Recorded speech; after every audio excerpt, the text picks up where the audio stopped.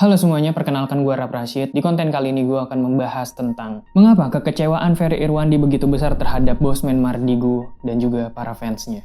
Gue bukan seseorang yang interest terhadap ilmu ekonomi, bahkan buta. Tapi semenjak Ferry Irwandi membahas tentang topik tersebut, gue jadi belajar apa itu inflasi, stagflasi, resesi, quantitative easing, tapering, dan lain sebagainya. Konten ini gue buat sebagai catatan pribadi tentang bagaimana cara gue melihat sebuah informasi di internet dari sudut pandang orang awam terhadap topik tersebut, yaitu ekonomi. Awal mula semua polemik ini terjadi ketika Ferry Irwandi melemparkan sebuah kritikan terhadap gagasan yang disampaikan Pak Mardigu di podcast Akbar Faisal Uncensored. Ada beberapa poin yang dikritik oleh Ferry Irwandi yang bisa kalian tonton di kanal YouTube-nya. Jelang beberapa hari, Bosman Mardigu memberikan respon terhadap konten yang Ferry Irwandi lempar dengan mengupload 2 konten di channel YouTube-nya. Kemudian Ferry Irwandi merespon balik melalui segmen teman makannya, yang dimana konten tersebut menunjukkan sebuah kekecewaan Bung Ferry terhadap respon yang diberikan oleh Bosman Mardigu. Kalau dilihat dari kritik yang diberikan, Ferry Irwandi menjeberkan poin-poin Bosman Mardigu yang sekiranya kurang tepat, kemudian memberikan faktanya atas poin tersebut. Seharusnya Pak Mardigu bisa dengan mudah counterbalik dengan bukti kalau memangnya ada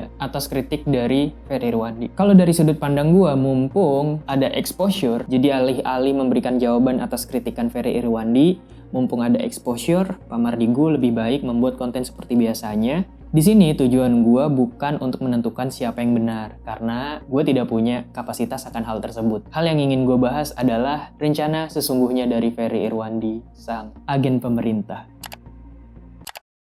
Beberapa konten Ferry Irwandi memiliki benang merah tersendiri dari satu video ke video lainnya. Konten neoliberalisme, ada satu poin yang disampaikan oleh Ferry Irwandi bahwa ekonomi itu kayak obat. Setiap penyakit ada obat khususnya dan satu obat tidak bisa menyembuhkan semua penyakit.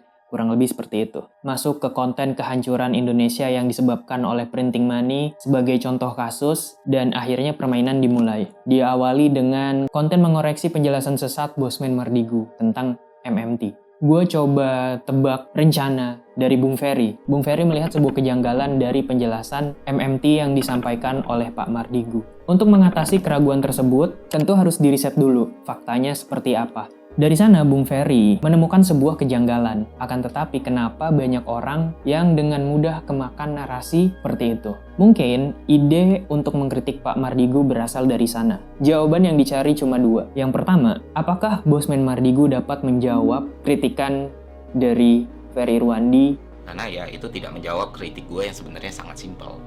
Simpel banget. Kemudian bagaimana respon yang diberikan oleh penonton Bosman Mardigu ketika ada pihak yang bertentangan, berseberangan, dan berbeda pendapat dengan Bosman Mardigu?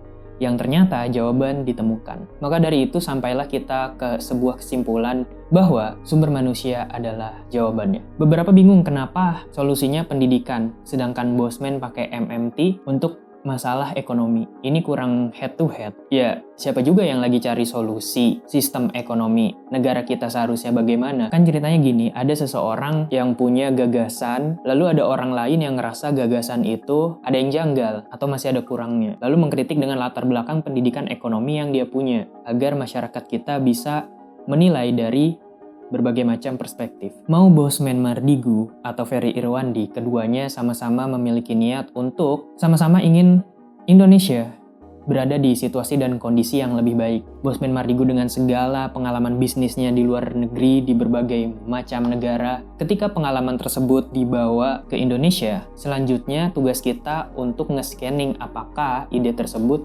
cocok, apakah gagasan yang dibawa cocok dan dapat diimplementasikan di negara kita, Indonesia. Makanya pendidikan itu penting, agar kita tidak mudah iya-iya aja. Menurut gue, Ferry Irwandi sedang melakukan sebuah pergerakan agar masyarakat kita terbiasa dengan ruang diskusi. Makanya beliau mengajak ngobrol langsung Pak Mardigu, tapi responnya adalah, maka diperlukan sebuah gagasan, dan cara mendapatkan gagasan tersebut dan terhindar dari gagasan yang merugikan, pendidikan sangat diperlukan. Gue percaya revolusi ada di tangan Ferry Irwandi. Mungkin itu aja yang bisa gue sampaikan. Dari kejadian ini semoga kita bisa belajar bahwa forum diskusi, berani menyampaikan pendapat atau gagasan, dan mengkritik gagasan itu penting, apalagi tahun depan. Doa baik untuk Bosman Mardigu dan Ferry Irwandi. Semoga keadaan ekonomi di Indonesia berada di situasi dan kondisi yang lebih baik lagi. Amin. Terima kasih sudah menyempatkan waktu untuk menonton konten ini. Full respect to the moon and back. Sampai jumpa di konten selanjutnya.